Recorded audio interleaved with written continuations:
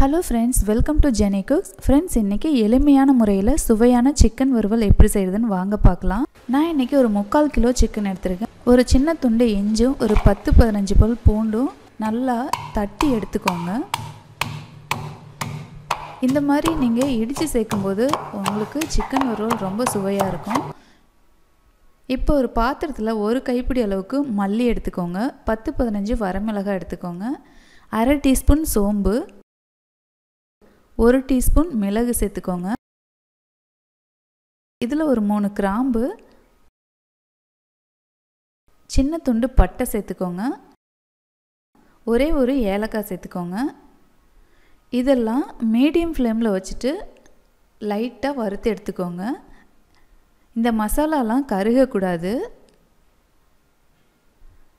இப்போ பாருங்கள், நல்லா வறுத்தாச்சு. இப்போ ஆற வச்சு மிக்ஸி ஜாரில் போட்டு நல்லா பொடியாக அரைச்சிக்கலாம். பாருங்கள், இந்த மாதிரி நல்லா கொரகொரப்பாக அரைச்சிக்கோங்க. இப்போ அரைச்ச இந்த மசாலா பொருட்களை ஒரு பாத்திரத்தில் மாற்றிக்கலாம். இப்போ நான் மண்பானையில் தான் சமைக்க போகிறேன். இது மண்பானை அடுப்பில் வச்சு சூடு பண்ணிக்கிறேங்க. அதில் தேவையான அளவு ஆயில் சேர்த்துக்கோங்க.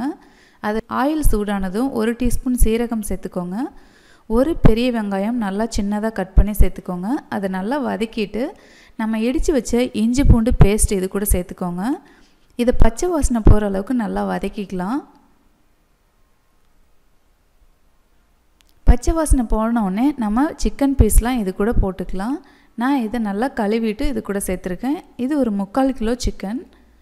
உங்களுக்கு தேவைப்பட்டால் நீங்கள் போன்லெஸ்ஸாக கூட நீங்கள் எடுத்துக்கோங்க. எப்போவுமே நீங்கள் சிக்கன் வறுவல் செய்யும்போது நல்லா சாஃப்டாக வேணும்னா அடுப்பை மீடியம் ஃப்ளேம்லேயோ அல்லது சிம்லேயோ வச்சு நீங்கள் செய்யணும். அப்போ தான் உங்களுக்கு சாப்பிடும்போது நாராக இல்லாமல் சாஃப்டாக வரும்.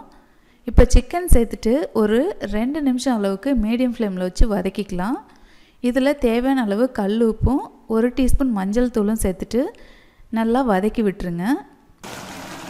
இப்போது மீடியம் ஃப்ளேமில் வச்சு ஒரு 10 நிமிஷம் இப்படியே குக் பண்ணிக்கோங்க. இப்போ அந்த தண்ணியெல்லாம் உங்களுக்கு நல்லா ட்ரை ஆகி சிக்கன் வறுவல் அப்போ தான் நமக்கு நல்லா ட்ரையாக கிடைக்கும். நம்ம சிக்கனில் தண்ணி விட வேண்டிய அவசியம் கிடையாது. அது சிக்கன்லேயே தண்ணி விடும். 10 நிமிஷம் மீடியம் ஃப்ளேமில் நம்ம குக் பண்ணதுக்கப்புறமா நம்ம அரைச்சி வச்சுருக்கிற மசாலாவை இது கூட சேர்த்துக்கலாங்க.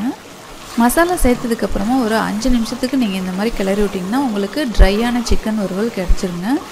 நீங்கள் நம்ம சேனலில் ஃபஸ்ட் டைம் பார்க்குறவங்களா இருந்தால் என்னோடய வீடியோ உங்களுக்கு பிடிச்சிருந்தால் மறக்காமல் நம்ம சேனலை சப்ஸ்கிரைப் பண்ணிக்கோங்க.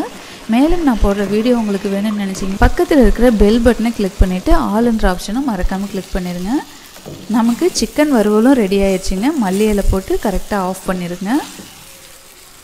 இந்த ஈஸியான சிக்கன் வறுவல் ரெசிபி உங்களுக்கு பிடிச்சிருந்ததுன்னா இதுக்கு ஒரு லைக் கொடுங்க. நீங்கள் கொடுக்குற இந்த லைக் தான் என்னை அதிக அளவு உற்சாகப்படுத்தும். இந்த ரெசிபி உங்களுக்கு பிடிச்சிருந்தா உங்கள் ஃப்ரெண்ட்ஸ் அண்ட் ரிலேட்டிவ் கூட மறக்காமல் ஷேர் பண்ணுங்கள். தேங்க்யூ.